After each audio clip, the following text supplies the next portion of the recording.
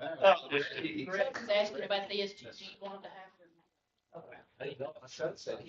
This is after the event. Call the order.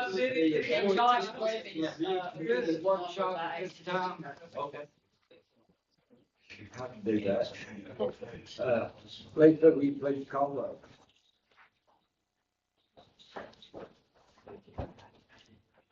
Councilmember Blevins, Here. Member Phillips, Here. Member Freitas, Here. Member Holloman, here, Member Claxton, here, Member Bly, Here. Member Doe, Here. Councilmember Feldhouse. Here. We do have a quorum, everyone is here. Any questions or comments on the agenda? If not, Chair will entertain motions for approval of the agenda. Have a motion? Second. Second, all in favor? Aye. Any opposed? Nay? That brings us to public comments. I don't have anybody signed up. Any old business? There being none, we move on to new business, which is discussion of change to TML proposal. We'll have an open discussion, but I'd like to have Mr. Kevin to please have an opening comment. Yes, and thank you, Mr. Chair. Thank you, members of the committee. I appreciate you making time again this morning. Once again, Kevin Krasinski with the Tennessee Municipal League.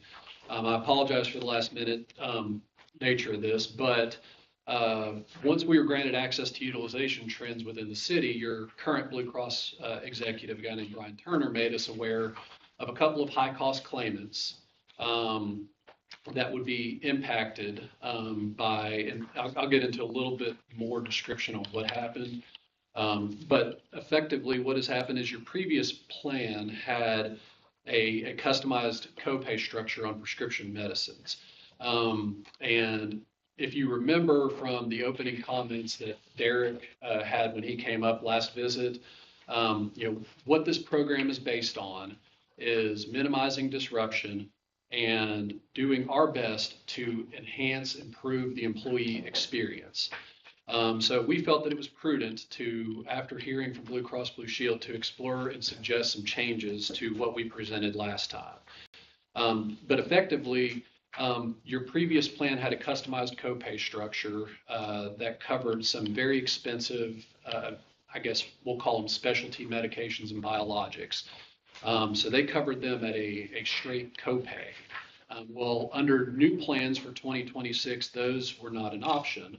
So once we were alerted to the utilization trends, we approached Blue Cross Blue Shield on your behalf and just said, what would it cost us to purchase back last year's prescription drug formulary?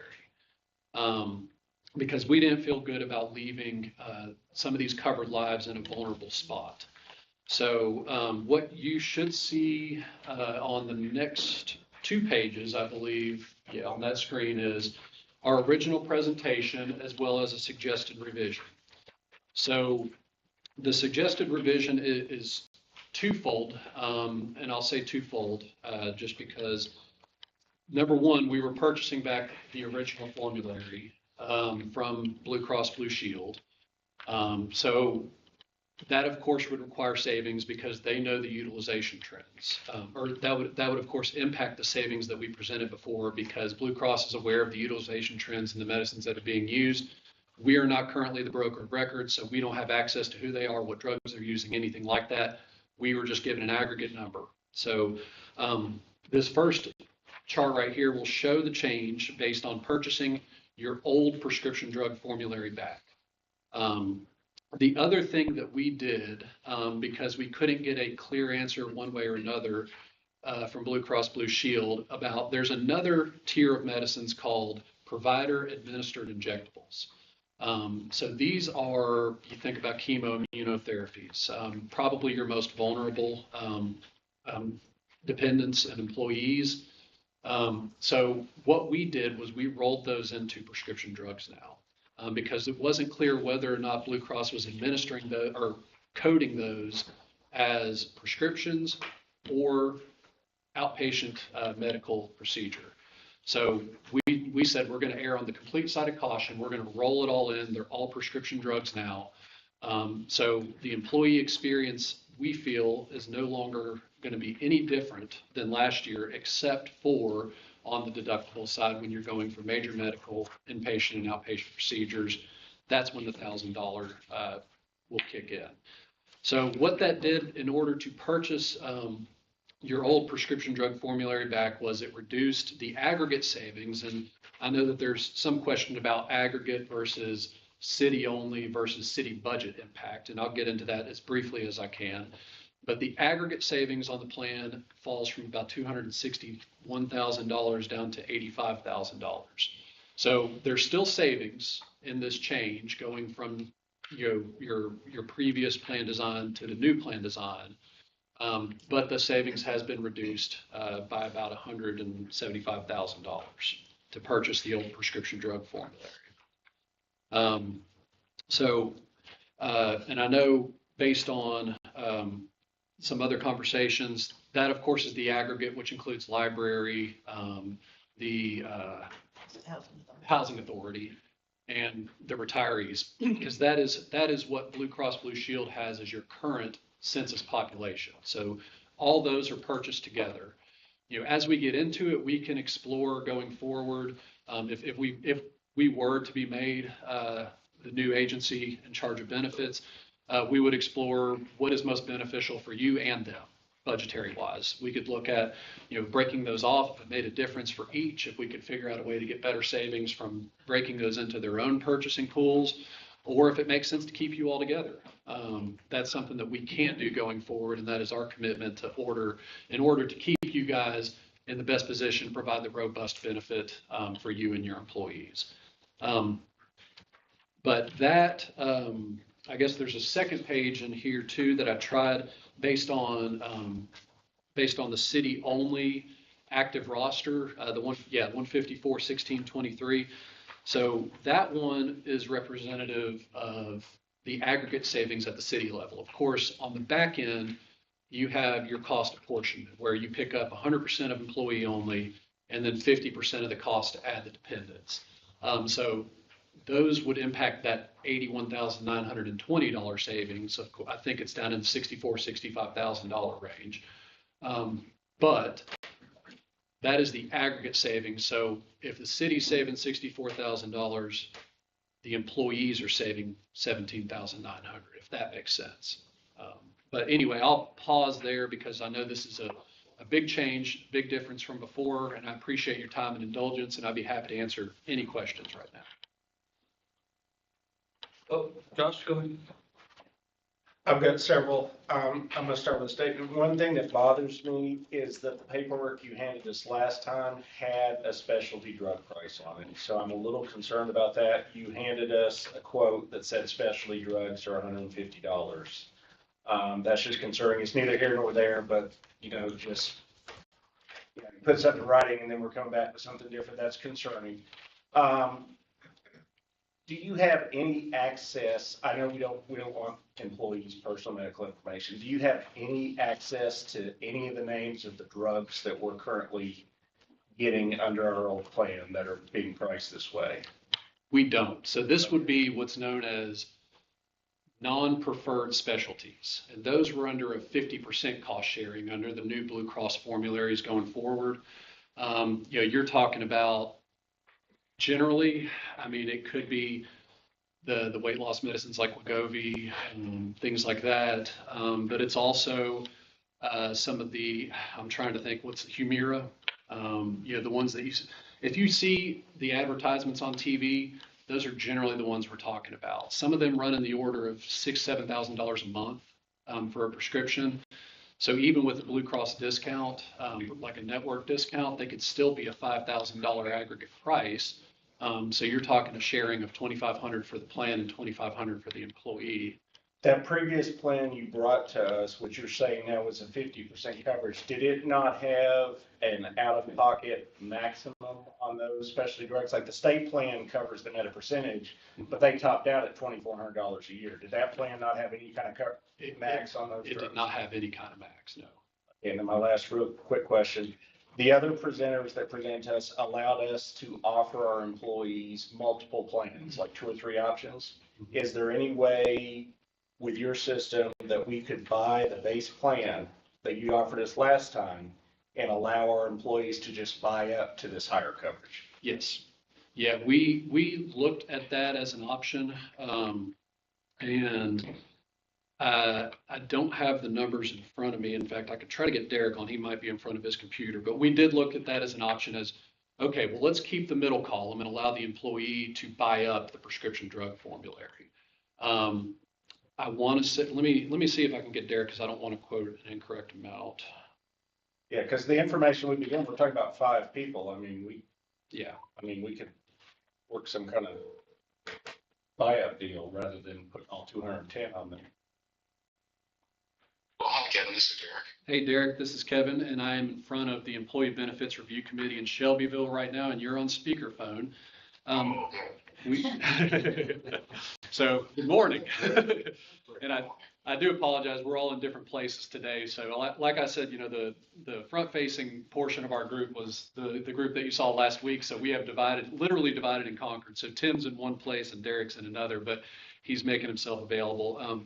Derek, the question that just came up was the dual option that we had looked into about whether or not it made sense to offer the base plan that we presented and then allow the employee to buy up to the previous prescription drug formulary. Do you remember the number, I guess the premium difference on that option? Yeah, because that was one of the things that we were also exploring, so that way we could offer the employees that needed it, because there's only a small percentage of the overall population that needed that coverage. But I think Blue Cross, they saw through that, and they actually raised the cost of our lower cost plan because they knew that there would be adverse selection. And when we looked at what the numbers were going to look like, there was no advantage in cost to the municipality.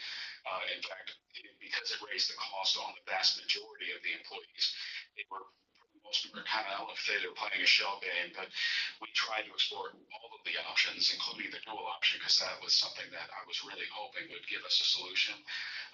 But Brian Turner, I think, is the same representative had. He was also trying to figure out ways that we could do it, and the dual option just did not seem like it was a good fit. As much as I wanted it to work, it wasn't going to be a good fit for us. And then, of course, the other option that we do have at our disposal is, and this is what we've done with other cities, is you offer, instead of $1,000 deductible, you go to the $2,500 deductible and allow the employee to buy the deductible down to $1,000 or $500. And that's worked in other places.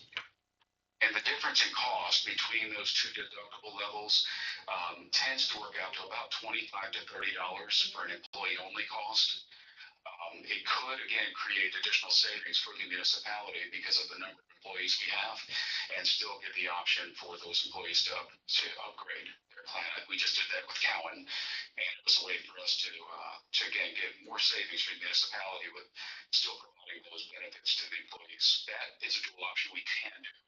I can't do it at the Blue Cross level, but I can do it with the TMO GAP plan, because that's where we're pennies on the dollar. We're actually buying down those deductible viable option. I could run the numbers on that in minutes if that's something we'd like to explore. We're currently at 2,000, is that right?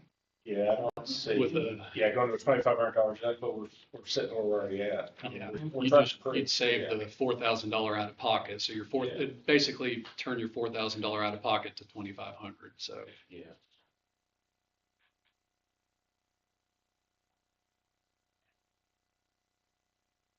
When do you have to follow up? No, I'm good with questions now. I think Trevor might have. Help me understand I was going to latch on to what you said earlier, that we had something in writing that was given to us, and that's changed from a week and a half, 2 weeks ago. But help me understand that the only thing that's difference between these two plans is a 50% for specialty drugs over a 140 cap. And that's worth $175,000 a year. Yes, so that is, unfortunately, the cost of some of these really high-priced specialty medicines right now. You know, that's us like Humira, Biktarvy, the ones like you see on TV. You really are talking $5,000, $7,000 a month for people to take those medicines, and that's the thing that has really driven a lot of the increases, especially on the insurance side and the cost of healthcare lately. Is controlling those high-cost biologics and non-preferred specialty medicines. So yeah, so And I know that we might be at risk of violating some sort of HIPAA law here, but do we have any numbers on how many employees utilize this specialty drug service? Do we know? Derek, correct me if I'm wrong, but we were told somewhere between a half dozen and a dozen people. Yes, and just to kind of reiterate, we were very surprised at the level of those medications. Because we were bringing in just the regular prescription drug card that they've released for 2026. Brian Turner, your account executive, gave us access to an insight that we wouldn't normally get unless we were truly the broker of record. We had a quote authorization. Brian and I worked together, and he said, Derek, this is a group that actually has a really high risk area here. And if I told you that for 5 straight days, back and forth with the underwriters, trying to figure out how we could shift this $175,000 in true cost that Blue Cross is incurring. And no matter how many ways I tried, including the dual options, they just said, Derek, we can't get any lower than the rate that is presenting to you guys today. So it's impossible for us to do that without shifting that risk to those employees. And so that's where we ended up with this dilemma, because I think we definitely didn't want to come back and say we get back some of the savings. The challenge that I have, and what I tried to say at the very beginning, is that we don't want to do anything that could potentially hurt the employees. And so having access to those hard costs that Blue Cross is actually paying for the services, that's where the challenge is for us, is it is incurring that, and they just can't way to outside of changing the prescription drug card. There's no way that they can lower the rate any further than they've done. And Brian really was trying. I know that that's the rep you guys use now. He knows your group extensively. He's a good rep for us, and he gave us access to information we would normally have had. Nothing specific. It's enough to tell us where the underwriting risks were, and that they really kind of hit an impasse where they could try to figure out a way around those costs without hurting the employees. So it took us, I think, to like an $85,000 savings on the combined group instead of the 260 we were shooting for. Yes, I think you might have, Explained that clearly, and I know it's a lot of words, but hopefully that it came through clear. I think so, yeah. I think this might have been answered earlier, but sometimes I have to hear stuff twice. So say we didn't up at the 180 and we left it like that. There's no stopgap for those 6 to 12 employees. It would just keep going at 50%, or is there There would be a stop. There what? There would be a stop. It would be the maximum out of pocket, and how much is that? 10,000. Okay. The one thing I was going to mention is that at this point, the information that we've been given has kind of caused us to rethink the savings on this. But as we get more detailed information, my hope would be to hopefully look at July and see if we have more claims data. Maybe some of the folks have actually come off of these medications. There's always a way for us to improve on the situation. So I felt like starting with this as our baseline and then looking for ways to improve on it as we go through, 6 months, a year down the road. My hope is that these situations will get better. We were just shocked as how this risk was. So I'm hoping that's not a issue that we're running into. okay, at this time, I would like to step out of the norm and recognize a medical professional here and ask if you have any comments, or if you'd rather not. I don't want to put you on the spot. No, just, when you're, I'm Betsy, I'm the city council as well, but I'm just, but I also work for pharmacy, nurse, pharmacy. But people that are on these specialty medications, it's not like they're just gonna get better and come off these medications. These medications are like a last resort, or trying to get them to heal and live their daily lives like they can normally live. So if they're on something like Remicade, Humira, Stelara, all these medications, it's not like it's gonna be a quick 12-month thing and then they're gonna be off.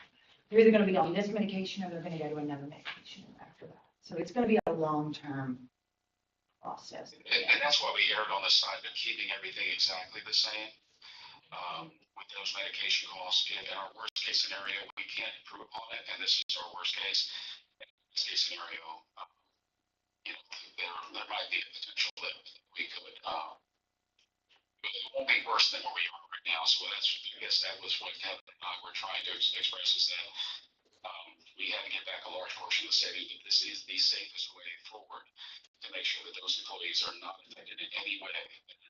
We just kept the same exact prescriptions moving forward, but we were still able to create the savings by using the TML gap to lower the deductible. So what we were hoping is that if everybody could keep the same medications, we lower the deductible on the entire group.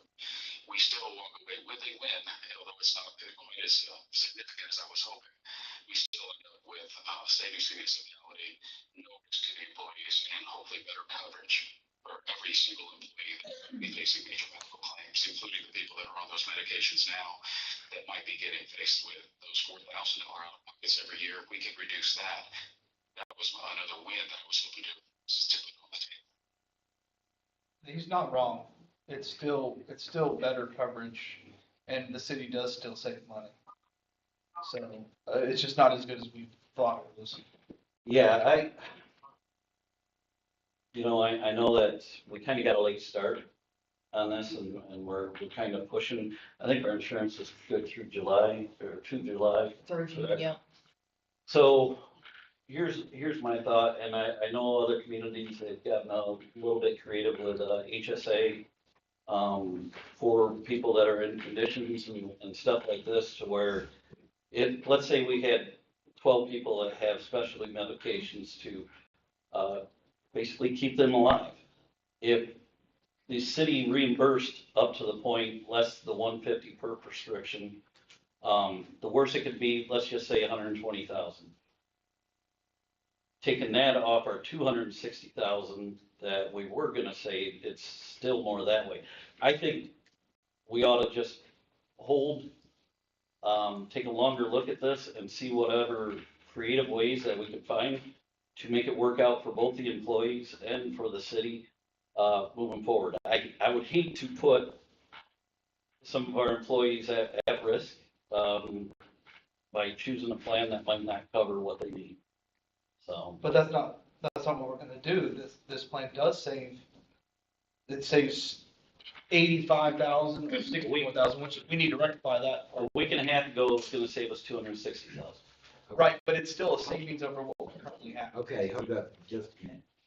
If I can interject one thing, one of the keys that we were trying to do, and this happens a lot with the other municipalities that have the July renewal dates, what we were trying to do, and I mentioned this in our initial consultation, was trying to get your anniversary date and your calendar year in synchronicity, because if we do make a plan change in July, could affect, how that deductible, especially people made that were be satisfied. And if we start making plan changes in the middle of the year, that can sometimes cause more confusion.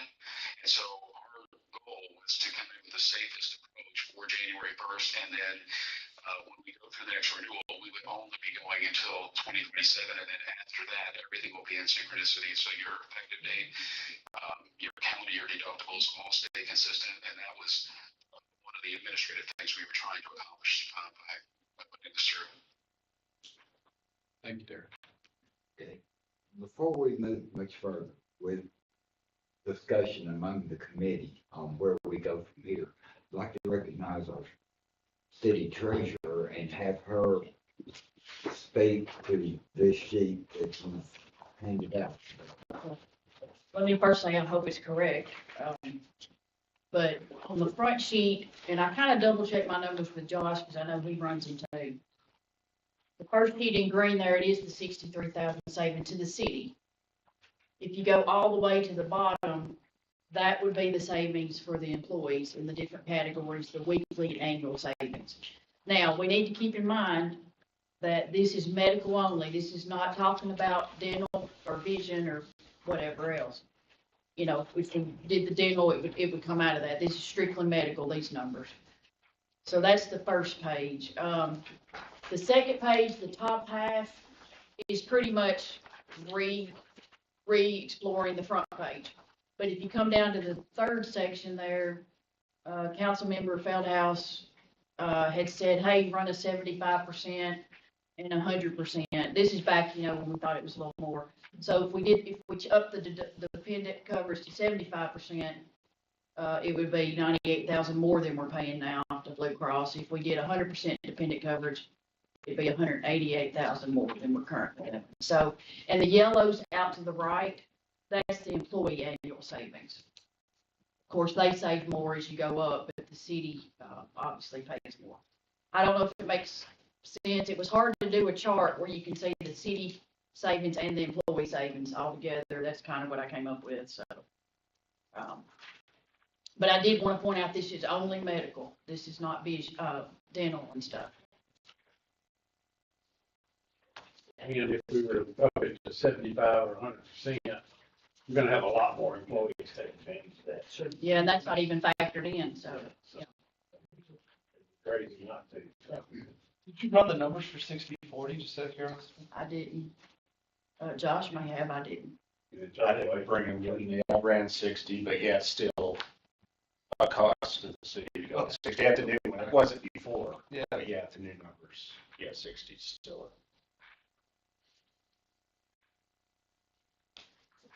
That's about all I've got. Sure. Okay, we need to open the floor for discussion because we've got a recommendation pending to the city council tonight. And we need to know if we're going to stand true and provide the updated information, or what's the pleasure of the committee. City Attorney, I believe you had a comment. I was gonna ask Kay, on the front page, down here at the bottom again, the employee savings with the TML plan, is that the original plan they presented to us, or what they're telling us today? Today, and it's based on the 50% dependent pay like we do now. So this would be with the new plan for Yes. prescriptions. Because This before is down I here. think family was saving maybe 1,200. So yes. Okay, that's this what is this is the new stuff. That's what I thought, okay, so Yeah. their savings go down as well. Yeah, and Gotcha. I'm with Doug from last time. When you look at the bottom of this chart and you see that 1,000%, that's huge. And I understand that we're not having the savings that we thought we were gonna have, and it would be nice if that was the case. But if something catastrophic happens to be at that 0%, that's real money. And a huge savings for an individual that might have something catastrophic. I understand, I really do understand how y'all got in a predicament. Once you had the access, that makes sense to me, so I don't think that's any kind of a integrity violation. And it's still their plan. I personally believe, and you correct me please if I'm wrong, as this goes forward, we have the potential for everything to get lower as y'all's pool grows. That is our goal. Yeah. Our goal is to take what we're doing today, compound it, continue rolling it together, and then we can go back to the carriers and say, look, we're working with a group of 500 lives, 1,000 lives, 2,000 lives. Then we can probably leverage a lot more concession.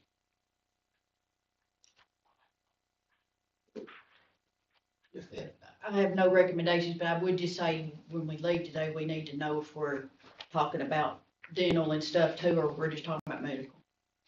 You know, because that's not in these numbers. I have no comment on it, I just wanna we just gotta make sure we're clear to the council, when we're changing and actually which plans. Are y'all dental and vision, Kevin, or just? Yes, dental? ours was a Both? combined dental vision. I believe that chart's in the booklet. Yeah, there you go. Is that it? Yeah, it's the chart on the screen right now. So the dental vision package is the maximum $3,000 enhanced benefit.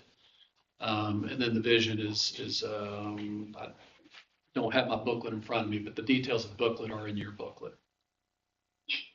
And it has the $2,000 accident provision built in for the TML. That was one of the special provisions they did. We negotiated by using the power of the TML, so it gives us not only the 3,000, but if someone has an accident that takes them through, or God forbid something worse, is an additional $2,000 that's covered at 100%. So there's Potential for $5,000 benefit if there's accident involved. Please. So I didn't run dental numbers, but I'm picking on Josh, but did you say it was like 48 to 50,000 if you went Yeah, that we're route? using, yeah, what we're looking at, I mean, with the numbers we've got today, we're at about a wash. I mean, by the time we pay extra for the dental and take the savings, we're saving 12 to 14,000. So the question is, and this, well, I hear from Buck again, this is, for the council, we're not getting a big savings here anymore. So this really is more, that's why we have department heads on this committee. You've seen the presentation, you've seen the insurance. Do you feel like this is a good product for our employees? Do you feel like the savings is worth it? We're not, no big dollar amount that's gonna make or break the city budget either way. But do you feel like the $1,000 with the 2 cards, the deal is the 2 insurance cards, I think. Is that something you can, present your employees, are they gonna be happy? We're not looking to make the whole city staff upset over, $14,000 in the city budget at this point, so. I'm a little torn between it.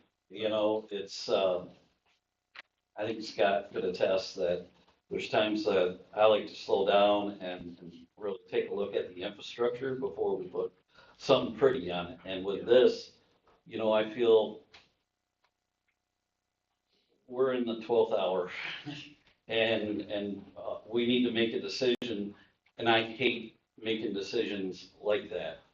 So, but I also know we're up against it as far as changing and everything else like that. To me, we have something that works right now. I still think that we need to look at it. I don't think that, oh, no, we're done completely. But to have everything change 5 hours before you vote, 6 hours before you vote, and I've always taken a step back from situations like that. I want to make a good decision for the employees that we have. I want to make sure that it works. I mean, when we first seen the numbers, the thing that I seen, it was a recruitment tool, to where if we could actually go up to 75% of what the city pays, that's for every $40 that's in there, that's $1 an hour to the employee. So whatever we can save off from that, it's a recruitment tool that we could have used. Now, I'm looking at it, okay, there's not really, the only recruitment tool that is going to be is deductible. And when you're interviewing new employees and everything, and you talk about deductible, they're not listening to that. They just, oh, I got insurance, okay. You only look at the deductible when you have to go to the doctor, when you have to go to the hospital. So I think it would, I see the good for the current employees that we have here, to where if it's only $1,000 deductible, that's all that comes out of their pocket. But on the big decision, I'm a little torn. I'm a little torn on it. I think that the whole goal of this was not to react quick, was to get the best possible savings to the city and to the employees at the same time. So to me, that's where I'm at. If I could interject, I think everything you just brought up was 100% accurate. Again, we love the idea of having the huge savings for everybody, because obviously we want the employees to get the best coverage at the lowest cost and fewer dollars coming out of their paycheck. The one thing I would just, for the most part, lean lean on is that we were trying to minimize the disruption by staying with Blue Cross, keeping all the relationships related to the account executive at Blue Cross in place. Blue Cross has given it their blessing in the sense that we were back and forth and trying to figure out the best ways to maximize the savings. Because they look at it is, I think they understand that the trajectory of health insurance premiums is not making it any easier on anybody. So I think they were very encouraged that we were trying to find a way to keep the cost down, because there's a lot of municipalities that are taking 8, 10, 15% increases. They know that if we can come in and for the most part raise the deductible without hurting the employees, that is the long-term leverage that this program will give us. And as just to try and make sure that at least we look at what we did keep the same, the prescription staying the same, the carrier staying the same, but hopefully having that mechanism that minimizes the out-of-pocket to those employees, whether they appreciate it or not. I know that we have a segment of those employees, including the ones on those high medication costs, that are probably also dealing with those major medical expenses if they're going in and out of the hospital for other treatments. So that's all I was going to say. We really did try to keep the disruption to a minimum in relation to those benefits.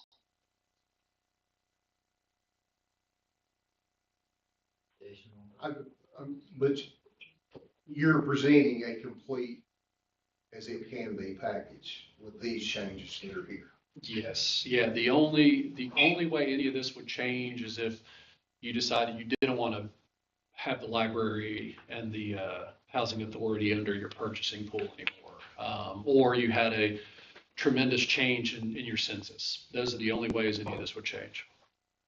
I'm We have it in writing from Blue Cross. We did not want to do this again. It's still a better deal. I mean, okay, if we're dropping from an 8.87% savings to the city, we're still past a 2.89% savings.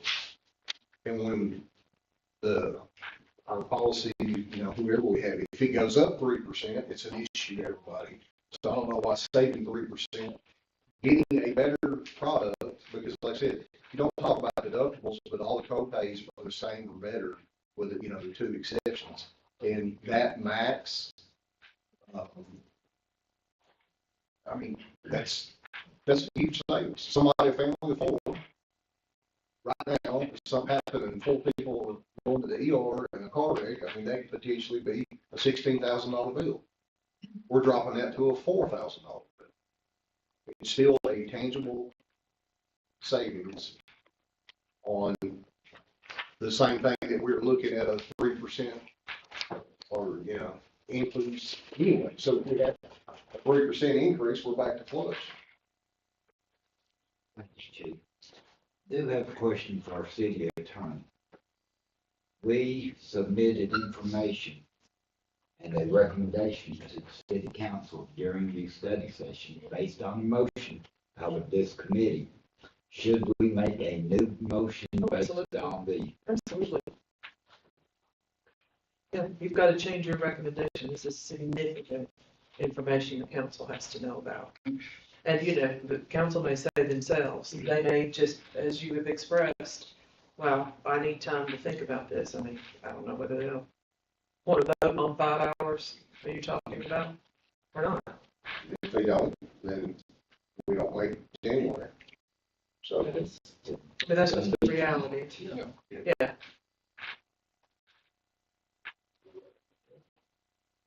But I also think, keep in mind, you've got a member that has suggested that you continue to look at other options. Even if you accepted this and move forward with this, it doesn't prevent you from continuing to see if you can come up with another way.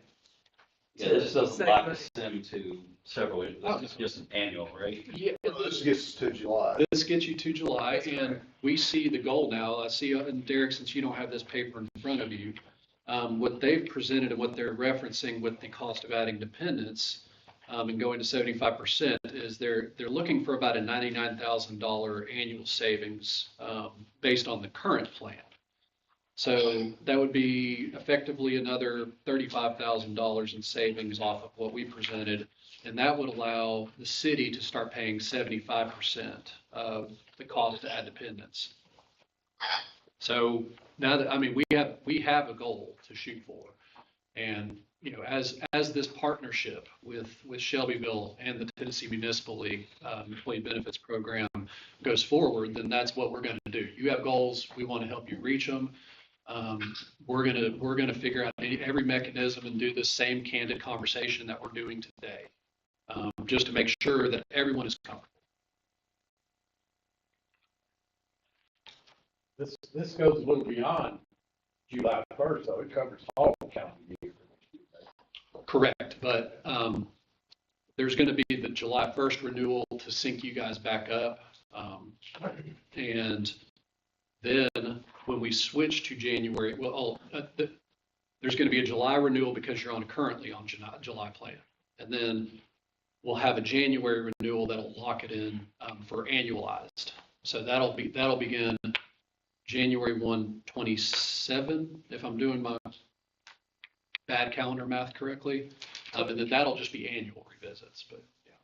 And one of the things I did to kind of go on, by changing the deductible and taking some pressure off of Blue Cross and letting the TML fill in that gap, that should help renewal in July, not hurt it, in the sense that the claims to Blue Cross on the major medical side will actually go down because we're not asking Blue Cross to kick in quite as easily. We have the TML actually providing that gap insurance. So that should help us if we make the move in January, so that those claims that are happening in 2026 have less of an impact on it. I hope that made sense as I explained it, that yeah, we're going to actually have better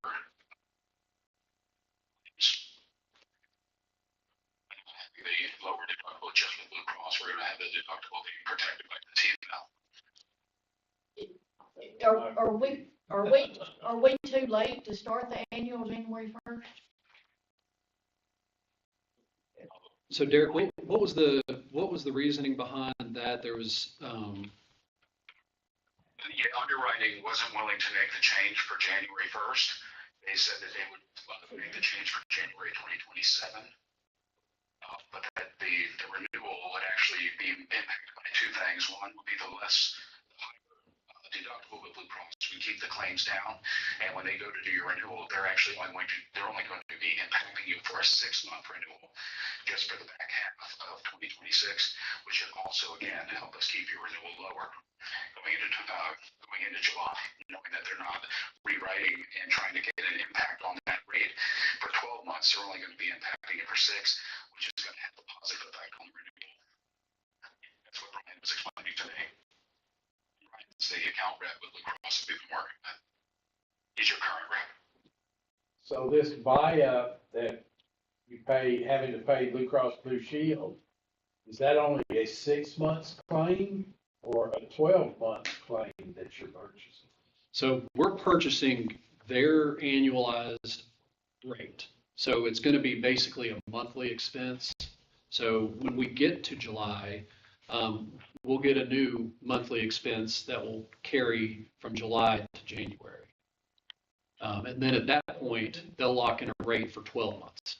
So if we're sitting here this time next year, the Bucks defense here, back off and go with what we've got, we'll be looking at an increase in July 1st and an increase most likely this time next year to start January 1st, 27.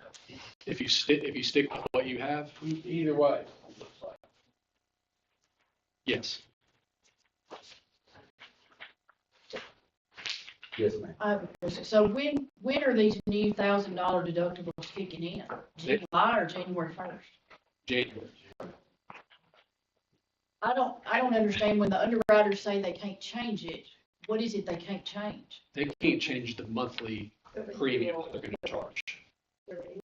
Yeah, so there's, Monthly premium, because we were planning to send Blue Cross hey, we want to drop this with a 30-day notice, and we thought we was just completely changing January 1st. If they chose this option. I think it's because we're inside the 60 days at this point. That may also be impacting. I know that I asked Brian to just reset the whole contract for January 1st, and he said that the underwriters weren't able to do that. If we're covered till July, right now with what we have, why don't we just make the change in July instead of doing 2 6-month periods? And just The only issue that I see typically with the municipalities that have the July change is that you're on a calendar year deductible. And so our goal was to synchronize your anniversary date with that deductible, because if you make a mid-year change, it tends to create confusion on the employees that are on a calendar year deductible, but now you made a change in the middle of the year that could affect this back half of the year. And that tends to be just a confusing thing that we run across a lot of times with municipalities, you know, they're sector employers. So we just try to synchronize that so your deductible is set at the same time you might be making the plan change. So right now, we're in the middle of our deductible, and if we change to you in January, everybody that's already met their deductible and everything, that's not gonna create confusion in January? No, I'm sorry, you're on a calendar year deductible, so your deductible is gonna reset January 1st regardless. Yeah, but we're not, right? That's the whole part. I think our deductible is, but our renewals Your in renewals July are is not. weird. Yeah. That's what they're trying to do overall, I got is get everything trying to sync at it. the same date. I, Whoever does that, it's gonna take 2 steps to get there. so regardless, whether we change now or we change later, we're still gonna have to revisit this 2 more times, regardless. I must have misunderstood when they came in because they said our deductible carries. No, that's the whole point Well, of getting to January 1, was because that's when the employees' deductibles reset. So it would be for the Our current plan employee. does have the look back period. That's what I was thinking. And would y'all have that too in the? The question, Derek, was about that look back period, that we talked about. And that's not a modification, right? We're not modifying anything in their current Blue Cross plan. That's exactly right. So that goes back to trying to keep the disruption to a minimum. So any carryover provisions that you've always had will still be maintained. I would say that resyncing the deductible for the employees to start January 1st, again, the gap insurance that TMO is providing makes it much easier so that starting in January, nobody will have more than $1,000 throughout the year. That's what we're really trying to do. If we resync it again for July, it just tends to only give them 6 months of that coverage because they're going to reset in January. So we're trying to give them a full 12 months in 2026 of full protection under that $1,000 provision in the plan. Can I clear something? Yeah. So what you're saying is that current look back where you made your deductible in the last 3 months, it carries over to January we'll still have that. If we change, it's still there. If that's part of your current plan design, we're not changing that. The only thing I would mention though is that if they've already satisfied their entire out-of-pocket, then I think it would have the effect you're looking at. If they only satisfy that portion of the deductible, unfortunately, the TML hasn't been enforced yet. So it's going to start in January with that 1,000% protection. So although there'd be some deductible carryover, the only people that would truly benefit from that would be the people who had catastrophic claims in the last quarter. And that's why Blue Cross does that. They want someone to have a catastrophic claim and then have a deductible reset in January. So it's important that we know that they just satisfied a small portion of their deductible. It's still going to carry over, but it may not have the full impact as somebody who satisfied their entire pocket. Yeah. That's as I explained it. Yeah. Yeah, that makes sense. They're nodding. Yeah. Say yes. No, I decided not to FaceTime him this time because I was just going to keep the phone here. He saved you guys. Yes, ma'am. In the packet today, for the dental and vision, the numbers listed here are all for the Elite Plus with the vision add-on. Is that correct? Correct, yes. Okay, and because I know at the last meeting, we had talked about this being our base plan and the city paying for that extra coverage Yes. at roughly a $48,000 per year increase is what we figured last time. Yes, I think I have my math on that, which might sync up to yours as well, but let me look and see. That's okay. My comment or my thought process was, Yes.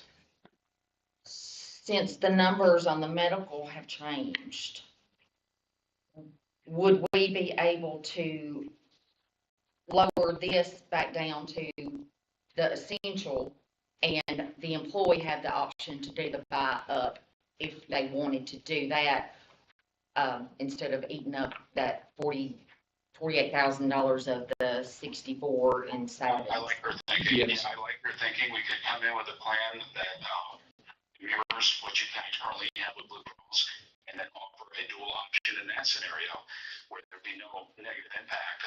The employees that wanted to pay the extra $10 a month or $12 a month could actually upgrade to the other features. Now, even on that midpoint plan, that $2,000 protection on accident still applies. Even though the enhanced is very similar to what you have today, that $2,000 benefit that the TML negotiated would actually go on that midpoint plan. I don't think that the essential is good enough. Frankly, I think we want to look at the midpoint plan, which is priced almost identically to what you have today, Okay. and offer those two options side by side. The essential is just not, it's not very good. Okay, well, the equivalent of what we've got today, so that would be the mid, okay. Yeah, the mid one, the mid one I think is the one that I would recommend. It still has a 1250, which is a little better than what most of the Blue Cross plans are, but that $2,000 accident protection really makes it shine. What does that think the cost savings to? What's the? It was 48, but if we did the. Well, no, it will not change that cost savings number. We had talked about doing the buy up, the city, doing it up to the elite the last time, because this number here was A lot bigger. yes, but since, just keeping relatively what we have now, and then allowing the employee to choose to do the buy up if they wanted to. Cause not everybody's gonna need a higher dental vision thing, so that would be an option. Yeah, I would defer to your calculations, but just rough eyeball based on your census, that's about probably close to $2,400 to $2,600 reduction in the city's cost. I'm getting $20,000 a year. With these numbers, Yeah. 20,000 on those Yeah, numbers? yeah, we don't pay for the buy-ups on Oh, on those. We just pay for the employee only. So we've got 210 employees. It saves us $8 a month, 12 Yeah. months. there you go. Yeah, 20,000. So I mean, save 20,000. I'd just keep everybody at the good one rather than deal with unless Mr. Feldhouse makes. I mean, we're dealing with $2.5 million worth of insurance coverage. I don't think $20,000 is moving the needle.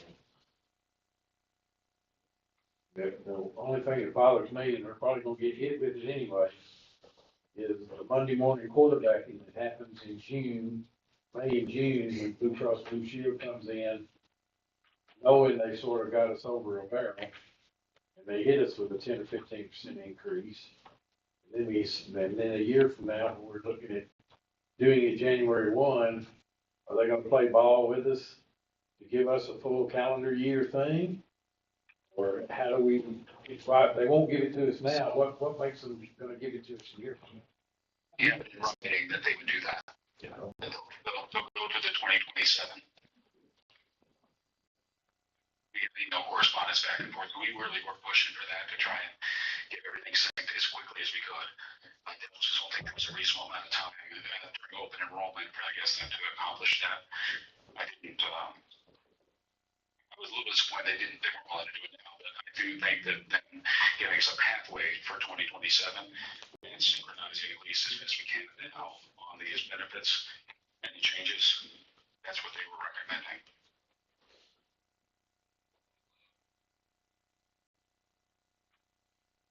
Ready for the motion, Scott? Well, let's hold for just a moment so we can have a full committee reseated. But any further comments? How soon will we get that July number? Is it gonna be soon enough that we could RFQ this if they try to? It's usually about 60 days. Yeah. Ahead of time.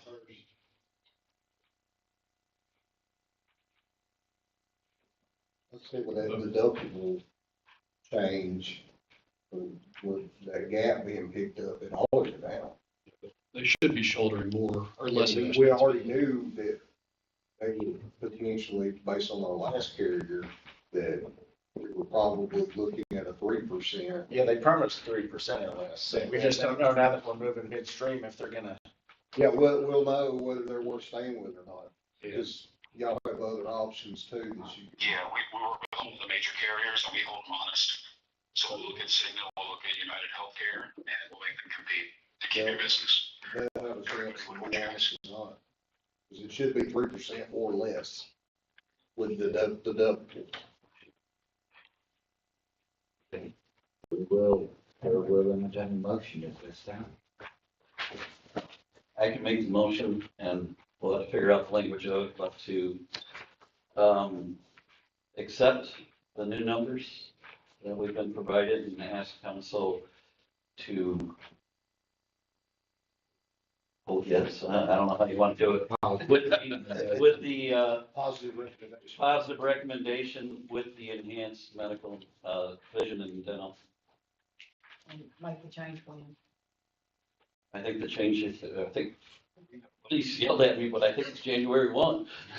So. I'll say it. We have a motion and a second. And a lot of cleanup to do, so that's my motion. Just to be clear.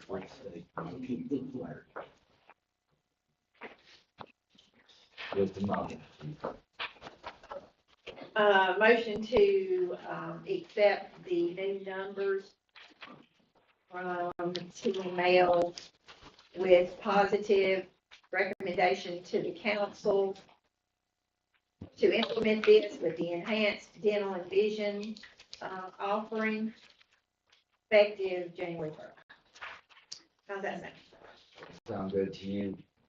Sounds good to me, okay, is that good? Let's go ahead and do the motion. Motion and a second, discussion. I just thought, the other council members that aren't on this committee may ask, well, what are we saving now? Are we gonna say that, or just wait if they ask, or what? About $12,000. Yeah, good take, yeah.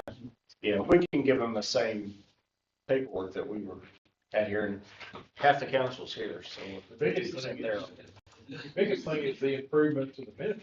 Right, to the employees. Not cost the city more, more help them employees, that was the whole line, the benefits committee, was to look at everything and do what we can for you. And so your savings will only last for 6 months, is that correct? Well, then, The, renewal. it'll go to the renewal in July. The monthly savings will accrue to the renewal in July, and then we'll be able to get a 6-month window to get to a full year, January to January. We just don't know what the price will be at that point, though. Right. So it's 6 We've had a months. lot of that go ahead. Do we still cancel what we currently have? I mean, we have to give a 30-day notice, or are we just staying with Brian Turner? You stay with Brian Turner. Okay. So for But y'all are in charge clarification, now. we don't have to take any action with Brian Turner and Blue Cross Blue Shield. No. I don't want them to tell us that. Absolutely. I was gonna say, we talked to Brian Turner, I feel like we need to have a conversation. Hearing it, but Ryan's already very aware of what we've done. In fact, he's been instrumental in helping us design this to make sure everything was well protected. He's He's a good guy. They did say, Ginger, while you're out, they have that in writing from both that and all the way till next January, we'll try to get on the same deductible calendar. Further questions, comments? We may have to revisit this in the future, but with all the data points that we have right now, better insurance, even if it is only this minimal cost savings, but even if it was a wash, it would still be the right choice. So. I hope that was the intent of having this committee to where we are looking at all the benefits that we have, not just insurance, but retirement, pay studies, all the things that were brought up in the other. So I appreciate the opportunity to be able to do this. Definitely. Do we have a motion and a second? If there's no further comments, please call roll. Councilmember Blevins? Yes. Member Phillips? Yes. Member Freitas? Yes. Member Tyson, Yes. member Millards, Yes. member Doe, Yes. Councilmember Bell. Yes. That is a unanimous vote, so we will carry that recommendation to the council. Thank you, Mr. Chair, members of the committee. Any further business of the committee? Yeah, what are we gonna do going forward schedule wise? I know we're a Thursday committee, we've got Thanksgiving coming up in 2 weeks. Do we wanna go ahead and start talking about retirement next week? Do we wanna wait until the week after? Just a minute and let me pull my calendar up. So we can seriously talk about it. Yeah, I'm good either way. I just wanna make sure we have a plan. Okay, and next week, we have the airport meeting at 12. I mean, we could still meet if y'all wanted to, but then we would not be able to meet the following week because that's Thanksgiving. Or we could skip the next 2 weeks and start in December, on December 4th, and start talking about the next item. My vote would be for December 4th, but I'd hear out the rest of everyone else's. I would agree. I'd like to start it and not have to accident that much. I mean, we'll still have Christmas, but I'd like to get rolling on it. We can buy that coverage. We can get covered. Covered for our meetings. You have coverage for our meeting. Yeah. Sounds like a December I'm sure 4th. there's a problem. Anyway, on the 4th, we could do 9:30 instead of 10. We have the Ever Exciting Railroad Authority meets at 11 and, Is everybody else is It's okay? scheduled at 9. What happened to? well, we moved it We to moved 10 it till for 10. Henry's fault. For the- I got back this morning at 9. Just on everything will be. So 9:30 is good. So you go very late tomorrow, we'll circle up. Be there at 8:30. River Overlook Sounds good. is generally on Thursdays at 9, 9:30, once a month. So we have to think about that. 9:30 on the 4th, 9:30 on the 4th. Everybody? So- Okay, good. No meeting on the 20th. No meetings until December 4th, 9:30, and we'll discuss retirement? Retirement. Lisa will have a brunch casserole for us. Will you, Wanna have will you anybody- send out invites for that, Lisa? Do we want to have anybody, do we want to have our current provider there to walk us through, or What we currently have, Yeah. that's, if y'all tell me that.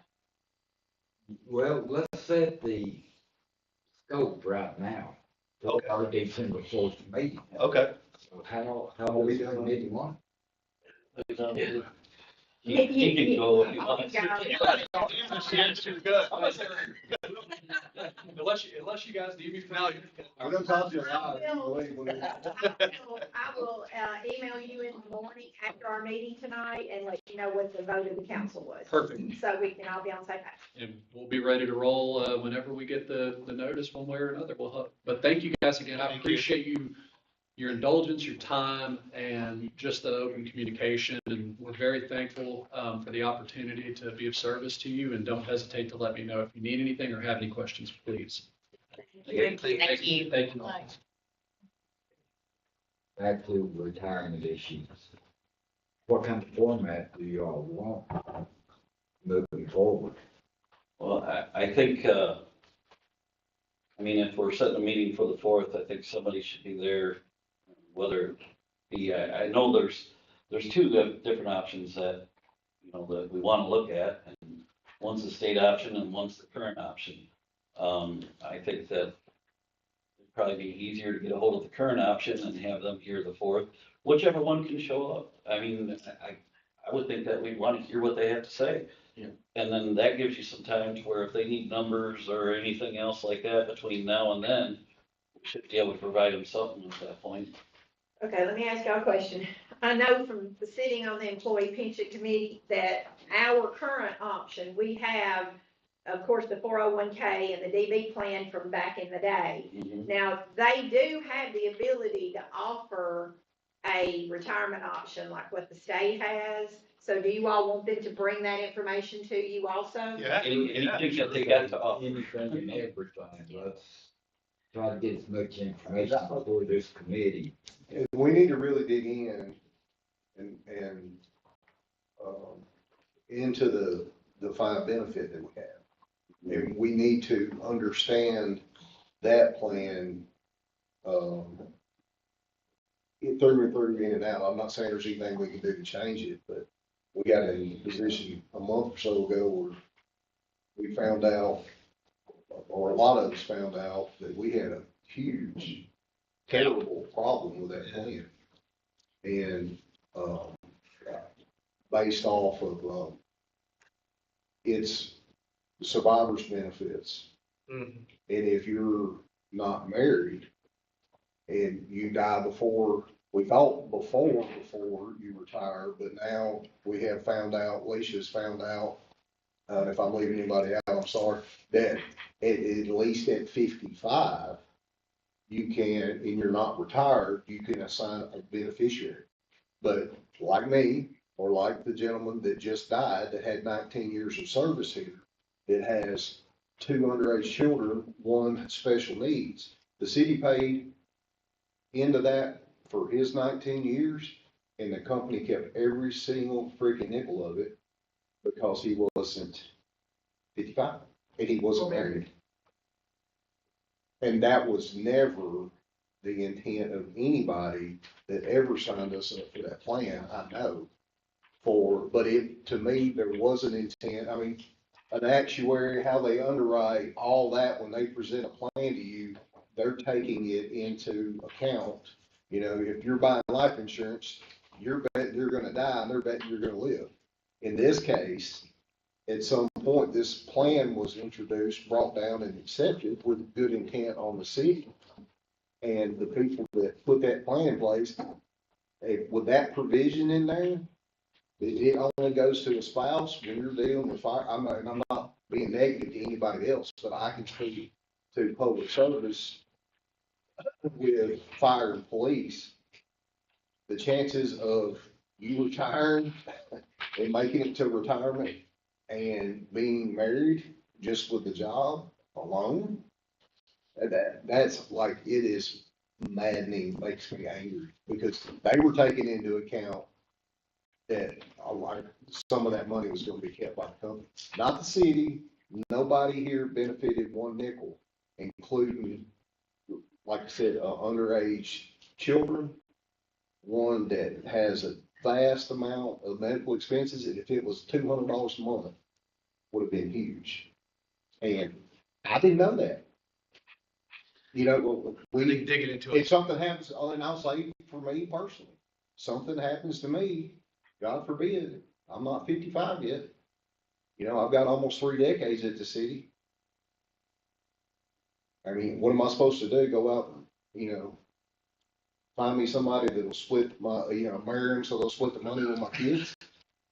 That's crazy. So that guy needs to bring everything that we have currently.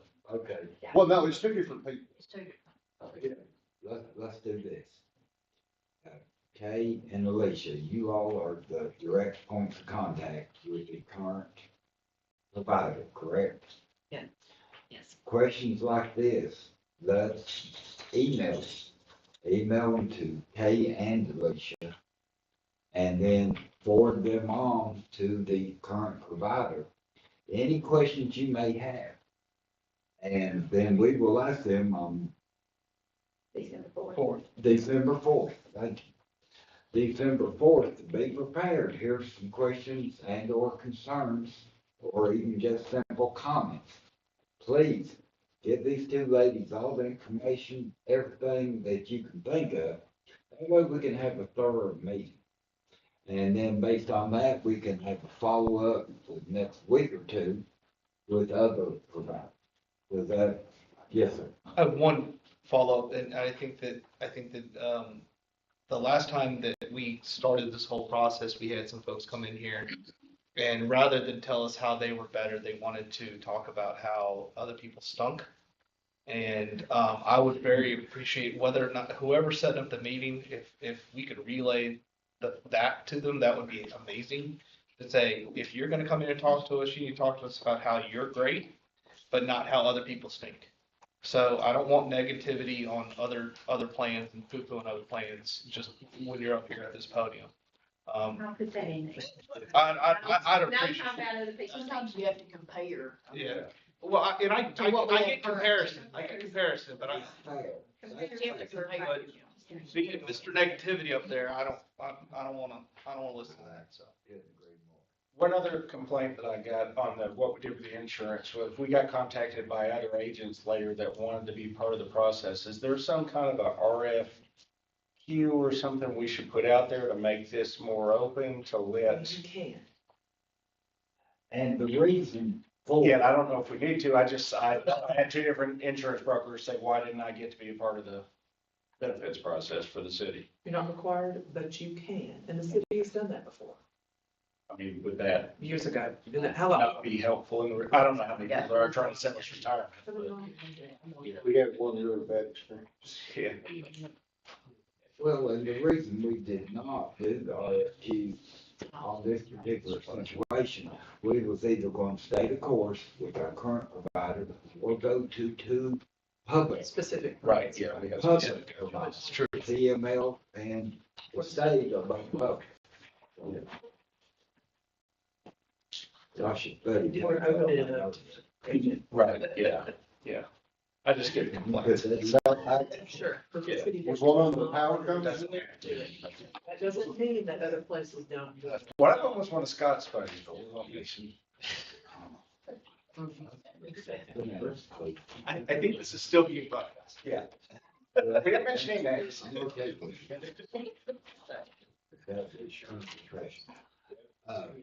Any additional comments? If not, we'll hear a motion to adjourn. Motion. Have a motion, I hear second, all in favor, state saying aye. Aye. Any opposed? Meeting adjourned, 11:11.